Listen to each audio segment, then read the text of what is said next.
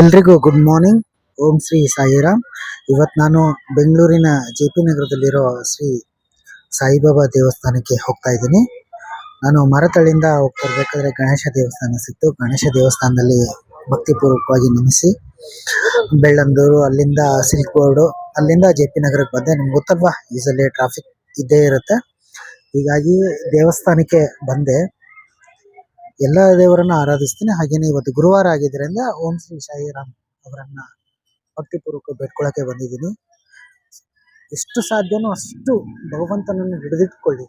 ಹೀಗಾಗಿ ನಿಮ್ಗೆಂದೂ ಜೀವನದಲ್ಲಿ ಕೇಡಾಗೋದಿಲ್ಲ.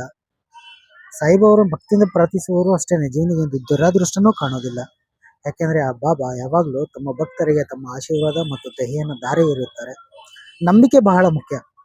ನಂಬಿದರೆ ಕಲ್ಲು ಕೂಡ ದೇವರು, ನಂಬಿದರೆ ದೇವರು ಕೂಡ ಕಲ್ಲು ಅಂತಾರಲ್ಲ, ಆ ಥರ ಎಲ್ಲ ದೈವಗಳನ್ನು ನಂಬಿ, ಪ್ರಕೃತಿನೇ ಒಂದು ದೇವರು ಒಂದು ಮಗು ಅಂತ ಹೇಳ್ತಾರಲ್ಲ, ಆ ಥರ ಒಂಥರ ಖುಷಿ ಆಯಿತು ಇವತ್ತು ಶ್ರೀ ಸತ್ಯ ಸಾಯಿಬಾಬಾ ದೇವಸ್ಥಾನಕ್ಕೆ ಬಂದಿರೋದು.